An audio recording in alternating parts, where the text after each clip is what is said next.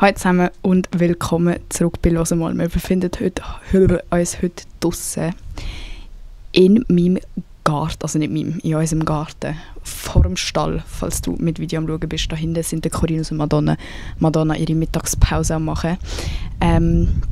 Ja, ich habe das Gefühl, man könnte ein bisschen den Wind hören. Ich hoffe, es ist nicht allzu schlimm und sonst ist es jetzt einfach eine scheiß Folge und wir machen es nie mehr. Aber ich habe irgendwie Bock, draussen zu sitzen und nicht so verkrampft am Verschwitzen in meinem heißen Zimmer.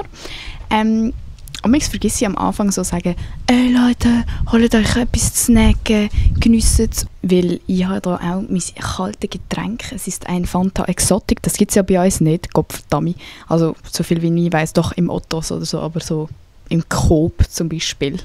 Darum habe ich es im Deutschen geholt und ich bin es einfach am Geniessen. Wie du wahrscheinlich schon im Titel gesehen hast, geht es heute um die Meinung von anderen Leuten. Und das ist so ein bisschen ein heikles Thema, weil ich glaube, viele Leute sind so ein bisschen blauäugig dem gegenüber. So, nein, mir juckt es überhaupt nicht, was Leute denken. Bro, halt die Fresse. Du gehst deine Haare schneiden, du gehst dich schminken, du tust deine Haare entfernen. Wahrscheinlich würdest du das nicht machen in einer Welt, wo es scheißegal ist, was die Leute von dir denken, weil du wüsstest gar nicht, dass das Sachen sind, die in der Gesellschaft irgendwie eine Rolle spielen, oder? Es ist alles ein bisschen deeper. Und ich finde, ich bin da autorisiert, um darüber zu reden, weil ich verdiene wortwörtlich mein Geld basierend auf der Meinung von wildfremden Leuten. Und bin abhängig davon, was ja irgendwie auch mega scary ist, logischerweise. Und ich glaube einfach, ich beschäftige mich überdurchschnittlich fest mit Meinungen von Menschen. Und es gehört irgendwie wirklich dazu bei mir, dass ich das so analysiere. So, okay, was haben jetzt Leute gut gefunden, was haben Leute schlecht gefunden, was darf ich nicht mehr sagen, was kann ich mehr machen. Und so richtig abgestimmt, also so Sekundentaktiken. Ich muss euch vorstellen, hinter den Kulissen, ihr denkt euch, bei allen, das ist wirklich bei fast allen so, niemand macht spontan mehr ein Video, wenn du langsam so ein bisschen im Game bist. Logisch am Anfang, Bro, postest einfach irgendetwas. Aber wenn du so routiniert bist und wirklich regelmäßig deine Videos machst und so ein bisschen deinen Style gefunden hast und so, alle überlegen sich, wann mache ich was ist der beste Anfang, wie kriegen die Leute dazu, mein Video zum Schluss zu schauen, soll ich einen Part 2 machen, weißt du, so richtig absurde Sachen, wenn ich ein Wort falsch ausspreche, wird es mehr Kommentare bekommen. Also das sind Gedanken, die sich wirklich Leute machen. Und das ist auch richtig krank eigentlich, aber es funktioniert. Und die am meisten Fame haben, sind auch die das richtig checken und richtig ausnutzen. Also, as they should. Also, weißt du, es ist ihr Job, zu wissen, was den Leuten gefällt und so. Sage ich überhaupt nicht. Aber darum, ich beschäftige mich einfach sehr mit dem Thema und habe gedacht, es wäre mal cool, wieder mal so ein bisschen so ein Pro-Kontra-mäßig Format machen. Ich muss auch sagen, so vielleicht Storytime-mäßig, ich bin wirklich jemand, und Alter, das wissen ihr ja mittlerweile auch, wenn ihr diese Podcast-Folge hört, mir juckt alles. Und nicht nur so, ja, es juckt mich schon, was die Leute von mir denken. Nein, wenn du mir einen dummen Kommentar sagst, Bro, ich überlege mir noch in 2 Wochen, wieso du das gesagt hast und was das Problem ist und so. Und ich glaube, was mich so ein bisschen angeregt hat, um diese Folge zu machen, ist, dass wir haben bei der Nati das YouTube-Video gemacht, wo wir Fragen separat beantwortet haben. Bro, ich habe das Gefühl, meine Nachbarn hören mir zu, ich weiss nicht ganz. Nein, es läuft einfach der Radio im Stall, jetzt komme ich raus. Genau, wir haben bei der Nati das YouTube-Video gemacht, wo wir Fragen getrennt beantwortet haben. Und dann ist irgendwie so eine Frage gekommen, ja, wer ist eigentlich anders als in den Videos? Oder irgendwie, was ist dein, so quasi, basically einfach eine Frage, die suggerieren, dass man etwas gegen eine Person hat. Und alle, die Nati, die Philippa und Hannah, haben halt gesagt, sie haben von mir etwas anderes gedacht am Anfang. Und das ist für mich sofort wieder so gewesen, okay, ja, ich überlege mir jetzt mal, wie ich auf Leute wirke. Und habe dann recht schnell gemerkt, ja, okay, aber es gibt ja nicht wirklich einen guten Grund dafür, wieso man Angst vor mir haben sollte. Es ist ja nicht, dass ich irgendwie im Internet poste, Bro, ich hasse alle Bitches, fickt euch so, nein. Und dann habe ich irgendwie auch müssen so, also es ist jetzt nicht, dass mich das hure verletzt hat oder so, aber eben, wie ich sage, so, mir juckt alles und ich mache mir über alles Gedanken. Darum habe ich mir logischerweise auch über das Gedanken gemacht. Vor allem, weil Nati dann gerade noch so genau den Ausschnitt ausgesucht hat, um auf TikTok und Reels zu posten. Und dann habe ich halt sofort auch gedacht, oh, das sehen jetzt auch mega viele Leute, die wahrscheinlich das ganze YouTube-Video nicht schauen, die sich eigentlich gar nicht wirklich für uns interessieren, weil eben TikTok und so ist ja sehr kurzlebig und es sehen einfach vor allem sehr viele random Leute und nicht unbedingt deine Community als erstes. Und dann habe ich also gedacht, so, Bro, jetzt denken die alle wahrscheinlich, dass ich irgendeine Furie bin oder so, wenn sie mich vielleicht nicht zuerst schon irgendwo gesehen haben. Und ich glaube aber mega oft ist, also, weißt, wenn die Leute einen Eindruck von dir haben, kannst du meistens gar nicht so viel dafür, außer du hast wirklich in Real Life etwas gemacht. Stell dir mal vor, wie viele Leute zum Beispiel, also bei mir ist das eben früher Storytime hure so gewesen, dass Leute mich nicht gekannt haben, einfach irgendeine Geschichte über mich gehört haben, die gar nicht gestimmt hat, wo irgendein random erzählt hat, einfach aus Prinzip, einfach weil es lustig ist und weil man mich irgendwie schlecht darstellen hat wollen. Und jeder hat alles geglaubt. Und wisst ihr, wie viele Leute ich nicht kenne, aber trotzdem habe ich eine Meinung dazu, weil du nimmst einfach das Erste, was du über die Person hörst oder irgendwie siehst, gerade an, ohne etwas zu wissen. So, ja, also eigentlich kenne ich sie nicht, aber ich habe gehört, sie hat mal das und das gemacht. Und das ist dann so voll crazy, wie weit das gehen kann. Und es ist ja auch in der Psychologie so, dass halt der erste und der letzte Eindruck recht viel ausmachen. Und es geht auch mega lang, bis du so den ersten Eindruck wieder wegbekommst. Und darum ja, befasse ich mich auch mega damit, wie ich mich gebe, habe ich eigentlich das Gefühl. Und habe nicht das Gefühl von mir selber, dass ich irgendwie auf die Leute wirke, als wäre ich so eine hure asoziale, scary Person. So, ja, ich habe eine Meinung und ich bin vielleicht nicht so klassisch mega feminin oder so, aber ich habe das Gefühl, mein Content war eigentlich immer recht unernst früher und einfach so Babedi, Bubedi, Gacki-Furz, scheisse Hund, weißt du, so. Und das ist einfach jetzt etwas, was mir auffallen ist, wieder, dass wenn man ein Bild von sich selber hat und dann aber das Bild, das andere Leute von dir haben, ganz anders aussieht, löst das mega etwas in einem auf. Also die Diskrepanz zwischen deinem Selbstbild und so ein Bild, das andere Leute von dir haben. Und das ist, ich meine, das ist normal und amigs ist es auch gut, dass man sich Gedanken über das macht, weil es kann ja legit sein. Also ich weiss, Bro, schon klar, ich bin jetzt nicht die fucking netteste, so, ja, so. Ich verstand, dass man von diesen 4 vielleicht am meisten Angst hätte vor mir, aber trotzdem, so, amigs ist es einfach gut, wenn man sich Gedanken dazu macht, weil vielleicht bist du ja wirklich ein Hurensohn, weißt? Vielleicht bist du wirklich sau asozial und das Problem ist aber, ich glaube, meistens die asozialsten Leute überlegen sich gar nichts zu diesem ganzen Thema. Denen ist es ja egal. Und es kommen immer die drunter, die eigentlich irgendwie nett sind und so. Also jetzt nicht mehr bezogen auf jetzt das Video von der Nati und so, aber mehr allgemein so die Leute, wo ich am meisten Scheiß darüber gehört habe, also so belanglose Scheiß. Weißt du, nicht so, ja, Bro, der hat die belästigt oder so. Nicht so, aber irgendwie, ja, also irgendwie anscheinend, was ist das Wespe da? Anscheinend hat sie mega viele Typen schon gehabt. So, die Leute, über die so viel geredet wird, sind immer die nettesten bis jetzt, die ich kennengelernt habe. Wirklich, es ist meistens unbegründet, weil ich glaube, Leute lieben es, über Menschen reden, die sie insecure machen. Falls du irgendwie das Problem gerade hast, weil ich weiss, die meisten von euch sind ja voll so in diesem sozialen Kontext und Klasse oder Uni und man hört Sachen voneinander. So. Lasst euch bitte nicht so fest beeinflussen von dem, weil meistens ist es auch random und hat sehr wenig mit einer Person zu tun, eben weil die Leute kennen die ja nicht. Aber falls es jetzt von jemandem kommt, der die wirklich kennt, dann würde ich es mir schon eher zu Herzen nehmen. Aber was habe ich jetzt eben wie in Luzern gesagt? Eben so, wenn jetzt deine Mutter dir jeden Tag sagt, du hast dich so verändert, irgendetwas, dann hast du dich vielleicht verändert. Ob das jetzt gut oder schlecht ist, wahrscheinlich ist es mehr wahr, als wenn jetzt irgendjemand von deiner Parallelklasse sagt, Emma ist arrogant. Wisst ihr, was ich meine? So. Ich bin immer ein bisschen abgeschweift. Eigentlich wollte ich darüber reden, dass die Meinung von anderen irgendwie in jedem Leben mitspielt. Ob wir es wollen oder nicht, ob es uns bewusst ist oder nicht. Und es ist auch okay so, weil wir sind soziale Wesen und das ist irgendwo auch notwendig. Du kannst nur wachsen, wenn du Input von anderen hast. Als Kind lernst du nur, was richtig und falsch und akzeptiert und nicht akzeptiert wird, ist... Was?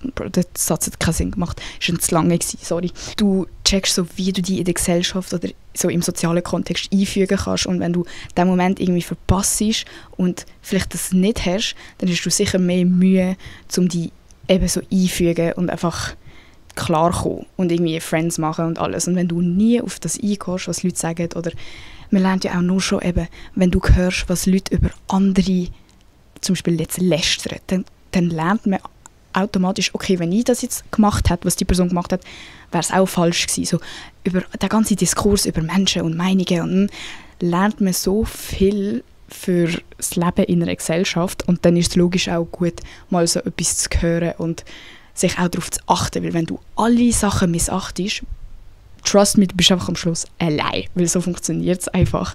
Und wenn du dich nicht weiterentwickelst und nichts daraus lernst und man macht ja auch Fehler, um eben daraus zu lernen, zum Beispiel, wenn du wirklich, stell dir vor, du hast jemanden gemobbt und deine Friends distanzieren sich von dir, weil sie checken langsam so, Bro, ich will nicht mit jemandem befreundet sein, der Leute mobbt. Du würdest als erste Reaktion wahrscheinlich sagen, Alter, was sind das für scheiß Kollegen, was gehen sie einfach weg, hä? Und dann irgendwann in 5 Jahren checkst du vielleicht, Alter, du bist so ein Arschloch gewesen. Ich wäre auch nicht mit mir befreundet gewesen, wenn ich die wäre. Aber das ist halt mega schwer zu reflektieren und es ist viel einfacher, allen anderen die Schuld zu geben. Aber eben so mein Point, amigs ist es wichtig, darauf zu hören. Ich glaube, es ist auch fair, wenn es einen beschäftigt. Ich finde es immer ein bisschen blöd, wenn man so abgemacht wird, so, ja, die juckt es immer so, was die Leute denken, mega langweilig, was ist mit dir, mach doch jetzt einfach mal. Nein, weil es ist wirklich bedeutend und ich denke, das passiert auch unterbewusst sehr viel, weil wir eben eigentlich wissen, dass es so eine Wichtigkeit hat für so die Zugehörigkeit zu einer Gruppe, dass man sich der Gruppendynamik anpasst und alles richtig macht. Logisch, du kannst nie alles richtig machen, aber man will ja alles richtig machen, um dazugehören, um nicht allein zu sein.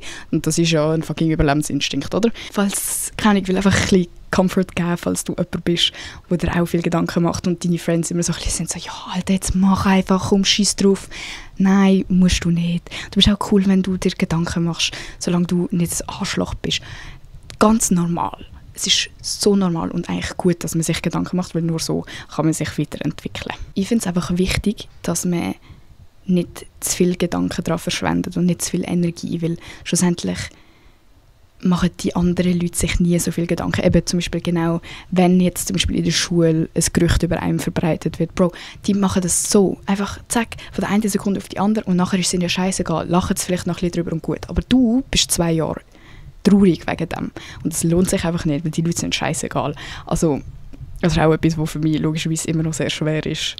Und ich sage das jetzt einfach so, aber eben, ich glaube, amigs muss man sich selber wie bremsen und so, okay, es ist wirklich egal. Irgendwann, es nimmt irgendwann ein Ausmaß an, wo dann die Kollegen recht haben, die sagen, Bro, was machst du dir so viel Gedanken, hör einfach auf. Weil irgendwann wird es einfach ungesund. Aber ich finde, es gibt so ein gesundes Ausmaß an Reflexion und oh ja, stimmt, vielleicht habe ich etwas falsch gemacht oder wieso sagen sie jetzt das? Oder? Jetzt auch wieder zu dem ganzen Thema, glaube ich, ist es wichtig anzusprechen, dass es voll darauf ankommt, wie man das auch kommuniziert. Also eben, deine Meinung ist auch gefragt bei deiner Familie, bei deinen Friends, bei deinen Nächsten. Es ist irgendwie auch förderlich für deine Leute, wenn du ihnen mal deine Meinung sagst oder wenn sie mal einen Rat brauchen, dass du nicht einfach nur das sagst, was sie hören wollen. Es kommt einfach mega darauf an, wie du es sagst. Aber nichtsdestotrotz denke ich, die Hauptsache ist, dass man irgendwann lernen muss, zu checken, von wem eine Meinung relevant ist und von wem nicht. Bei mir persönlich lasse ich mich viel zu viel beeinflussen von Meinungen, die eigentlich wirklich irrelevant wären, weil ich würde nichts von diesen Menschen übernehmen. Ich würde nicht ihr Leben haben wollen, ich würde nicht irgendeinen Charakterzug von ihnen haben wollen, ich würde nicht mit ihnen befreundet sein wollen, aber trotzdem jucken mich ihre Meinungen. Das macht keinen Sinn, das ist dumm. Wenn mir eine Meinung juckt von jemandem, der weiter ist im Leben als ich oder irgendwie etwas hat, was ich gerne hätte, irgendwie eine Schule gemacht hat, die ich gerne machen würde und die Person gibt mir einen fucking Ratschlag, wie ich das besser machen kann, logisch nehme ich das an. Aber wenn mir irgendjemand einen Ratschlag für eine Schule gibt, wo nie in der Schule war, zum Beispiel, dann macht das wenig Sinn, oder? Und das kann man auf alles anwenden. Und ich glaube, viel zu oft hören wir auf Leute, die kein Recht haben, uns ihre Meinung zu posaunen. Genau gleich, wenn es jemand ist, der dir nicht nahe genug ist, um überhaupt eine Meinung zu haben, ist es auch einfach, sorry, dann hörst du auch einfach nicht drauf. Wie am Familienfest, wenn die eine wieder kommt und sagt, du hast so zugenommen. Bro, abfahren, das ist irrelevant, das juckt niemand. Aber wenn deine beste Kollegin zu dir kommt und fragt, hey, ich meine das überhaupt nicht böse und du bist super so, wie du bist, aber ich mache mir Sorgen, ist irgendetwas. geht es dir gut oder gibt es irgendeinen spezifischen Grund, wieso du plötzlich innerhalb von 2 Wochen 4 Millionen Kilo zugenommen hast? Bist du irgendwie am Frust essen? Weißt du, so, wenn Leute dich kennen und wissen, es könnte einen Grund haben oder es könnte eine Bedeutung haben, fair. Aber wenn es einfach belangloser Bullshit ist, weil Leute insecure sind und einfach auf dem Aussehen von anderen rumhacken müssen, dann ist das einfach dumm. Und ich glaube, vor allem in einem jungen Alter ist das halt mega gefährlich, weil man lässt so schnell auf die falschen Meinungen und kommt so schnell in einen falschen Freundeskreis. Zum Beispiel genau, was so früher, wenn es so geheißen hat, ja, es ist mega cool, wenn, keine Ahnung, und dann eigentlich etwas mega Dummes machen. So, was, machst du nicht mit? Mega lame. Und dann machst du es halt, weil du dazugehören und es juckt dich so sehr, was die denken. Und das ist genau das, was ich meine.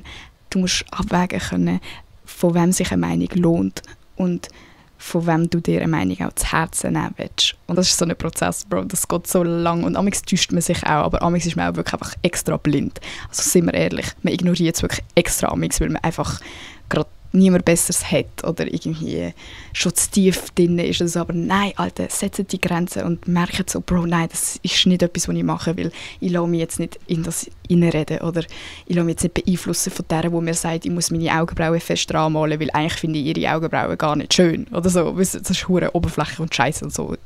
Aber ich glaube, das ist so ein einfaches Beispiel, das es mir recht gut veranschaulichen kann. Ich glaube, irgendwann hat man auch so ein bisschen ein Gespür dafür, wenn man einfach selber weiss, es ist das Richtige, was man macht. Jetzt auch eben bezüglich Familie. Es gibt oft die Situation, dass die Eltern zum Beispiel einfach nicht verstehen, dass du das wirklich so machen willst. Und dann haben sie das Gefühl, ja, es ist einfach so eine Phase. Oder nein, komm, du musst jetzt etwas Richtiges machen oder das, was wir für dich geplant haben und so. Und dann, logisch, kommt es auch von jemandem, der dir wichtig ist und der dich kennt und der dir nachsteht, aber amix gibt es auch Situationen, wo du nur auf dich selber hören kannst. Und ich glaube, wenn du in so einer Situation bist, spürst du es eigentlich auch. Und dann ist das Einzige, was dir fehlt, die Stärke, um wirklich auch durchzuziehen und auf das Schiessen und einfach sagen, nein, ich will das jetzt so machen und ich weiss, es ist das Richtige.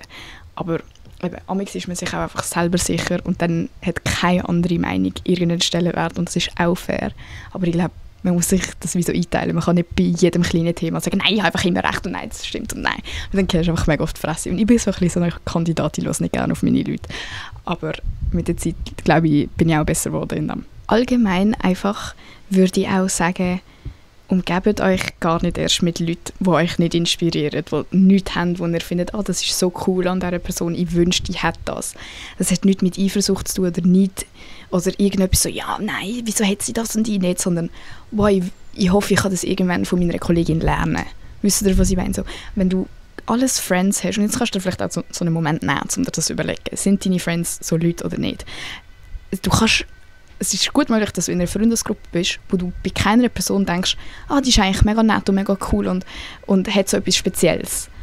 Und dann bist du einfach so ein bisschen im Geschiss gefangen, sage ich dir ehrlich, weil das heisst, dass du irgendwie nicht vorantrieben wirst oder vielleicht, dass du die coolste oder so am weitesten in dieser Gruppe bist. Und ich finde, es braucht immer so etwas noch Höheres zum Anstreben. Und logisch, eine Freundschaft kann einfach eine chillige Freundschaft sein, die jetzt nicht mega deep sein muss und so, das meine ich nicht. Aber ich meine, so deine engsten Leute, du brauchst jemanden, der dich vorantreibt und auch eben so die Fähigkeit besitzt, mit dir auch über die ernsten Sachen zu reden und auch du mal deine Meinung sagen kannst und man hilft einander und man kommuniziert aber anständig und es ist nicht ein einander abmachen. Nein, ich finde es im Fall immer mega scheiße, wenn du das machst, sondern hey, gell, du weißt, ich meine es nicht böse, aber wir wissen beide genau, du kommst wieder ein bisschen in das Muster rein und dann kann man eine anständige Konversation darüber führen und dann bringt es einem mega viel. Dann denkst du nach einem Gespräch, oh mein Gott, zum Glück habe ich die Kollegin und zum Glück habe ich mit ihr über mein Problem geredet oder zum Glück hat sie mich darauf hingewiesen, dass ich in letzter Zeit irgendwie ein Arschloch bin. Danke, weißt du, wenn du keine Leute in deinem Leben hast, wo du nach einem Gespräch denken kannst, oh danke, das hat so gut da, dann keine Panik auf der Titanic, es kommt noch und es sind meistens auch wirklich nur so 2, 3 Leute. So was ich jetzt von mir selber weiss und von meinen Friends. Es gibt nicht viele Leute, mit denen man das hat, aber es ist umso schöner, wenn man es hat. Und was nicht leicht ist, kann noch werden, Bro. Lasst euch nicht zu viel beeinflussen von der Meinung von Leuten, die irrelevant sind und vor allem in Bezug auf Social Media, lasst euch nicht beeinflussen von dem ganzen fucking Image-Scheiß, auch wenn ihr mich anschaut, was ich zwar irgendwie nicht denke, weil ich bin ja nicht so, also ich würde jetzt mal behaupten, ich bin nicht fake, überhaupt nicht, und man sieht ja, dass ich ein Larry bin und so, aber ich glaube, auch mich schauen damals Leute an und denken, wow, die hat so ein cooles Leben, die kann ihr Social-Media-Ding machen, die kann reiten, die hat ihr Hütchen mit ihren Viechern drin und ihrer Mami und so, aber es ist auch hinter der Kulisse, es gibt immer noch sehr viele Sachen, die ich euch nicht erzähle. Und auch wenn ich in diesem Podcast mega offen rede, zum Beispiel so, Bro, trotzdem, es gibt Sachen, die kann ich nicht in der Öffentlichkeit erzählen, weil auch andere Leute involviert sind oder ich niemanden verletzen will und so weiter und so fort. Nicht alles ist rosig und lasst euch einfach nicht, vergleicht euch nicht mit dem ganzen Social-Media-Zeug. Das ist einfacher gesagt als gemacht. Ich mache das ja auch. Alle machen das, wir sind aufgewachsen mit dem. Irgendwo ist ein Vergleich ja auch fast natürlich, weil wie willst du, dir fällt ja immer gerade der Unterschied auf. Unterschiede sind fucking auffällig und die fallen einem einfach auf. Aber nur weil andere Leute etwas haben, heisst das nicht, dass dies scheiße ist, sondern es ist einfach anders. Macht auf Social Media einfach nur das, was ihr selber cool findet. Hört auf, Sachen machen, nur weil ihr wisst, oh, das wird jetzt viele Likes bekommen oder das werden mega viele Typen geil finden oder so Sachen. Also das erfüllt euch nicht. Ich finde es auch nur cool, wenn ich ein Video poste, wo ich weiss, das habe ich jetzt selber cool gefunden zum Schauen. Genau wie ich in der letzten Folge darüber geredet habe. Irgendwie fühle ich es im Moment nicht so. Übrigens, ich habe jetzt angefangen, so ein bisschen mehr Videos in meinem neuen Desired Style zu posten. Und jetzt bin ich zufriedener. Was kann man hier für Sirenen, Alter? Macht einfach Sachen, die euch glücklich machen, aber trotzdem unter der Berücksichtigung von anderen und ein paar Inputs sind sehr gerechtfertigt von euren Mitmenschen und ein paar Inputs sind einfach beschissen und kann man ignorieren. Und ich glaube, es ist einfach ein stetiger Prozess, wo man eingehen muss, eben so das Lernen, etwas von sich abprallen lassen. Nicht so wie ich, dass ich 2 Wochen lang überlege und jetzt im Podcast darüber rede, hey, irgendwie ist es komisch, dass Nati, Hanna und Philippa alle Angst vor mir hatten. Wieso haben sie Angst vor mir gehabt? Was hätte ich anders machen sollen? Ist mein Content irgendwie angsteinflößend? Wirke ich wie eine dumme Sau auf Social Media? Was ist mit mir? So, nein. Wahrscheinlich haben sie einfach 2 Sekunden bei ihrem ersten Eindruck mich gesehen, haben gedacht, ja, blonde, blauäugige, die ist sicher arrogant, Stereotyp, weißt, das passiert ja so schnell unterbewusst im Hirn so. Und dann hätte ich einfach können denken, okay, ja, wahrscheinlich haben sie einfach, keine Ahnung, das ist ihr erster Eindruck, jetzt haben sie mir ja gerne, tschüss, nicht mehr darüber nachdenken. Aber das kann ich einfach noch nicht. Und ja, ich glaube, das ist das Wichtigste an allem von dem ganzen Thema, so ein bisschen lernen, was ist gut, was ist schlecht, was kann ich brauchen, was kann ich nicht brauchen und das, was man nicht brauchen kann, nicht nur einfach nicht anwenden, sondern fucking einfach vergessen und sein lassen und wirklich, dass es einem nicht juckt. Es ist so einfach zu sagen, es juckt mich nicht, aber ich will wirklich mal an dem Punkt sein, wo es mich nicht juckt, wo ich einfach so kurz lachen und dann vergiss es. Dann denke ich an etwas anderes. Das habe ich wirklich noch nie in meinem Leben gehabt und ich freue mich auf den Moment und ich mache alles in meiner Macht, um an diesen Punkt anzukommen. Ich bin jetzt wirklich fucking in so einem Modus, wo ich sehr hart probiere, mein Mindset zu verändern. Ich nehme die Folge schon 2 Tage, nachdem ich die letzte Podcast-Folge aufgenommen habe, auf, weil ich bin, wenn das online kommt, am Red Bull Seifenkistenrennen am Moderieren, Digga. Oh mein Gott. Einfach den Twitch-Stream am Moderieren. Leute, ich habe so Eierflattern jetzt gerade. Ich weiß nicht, ich mache einen fucking Podcast, ich mache meine scheiß Videos, ich kann live gehen, alles, aber ich habe das Gefühl, ich werde dort so hart verkacken, ich weiß nicht. Naja, wenn das online kommt, ist es, glaube ich, sogar schon vorbei. Ja, dann ist es schon vorbei. Dann habe ich es überstanden. Emma, ich bin stolz auf dich, du bist ein geiles Ziech, Alter. Ja, darum nehme ich die jetzt schon auf, darum habe ich auch kein heftiges Live-Update oder so. So, nächste Woche kommt noch eine Folge und übernächste Woche kommt dann keine. Weil übernächste Woche bin ich in der Ferien. Schreibt euch das in den Kalender. Hey, ich will keine bösen Nachrichten erhalten. Ja, okay. Das wäre es gewesen. Danke fürs Zuhören und bis nächste Woche. Warte, vergesst nicht, den Podcast mal zu bewerten, falls du es noch nicht gemacht hast. Aber nur, wenn ihr eine gute Bewertung habt. Und folgt hören mal auf Insta. Danke. Tschüss. Macht's gut. Arrivederci. Adios, amigos. Ich habe sehr heiß hier draußen.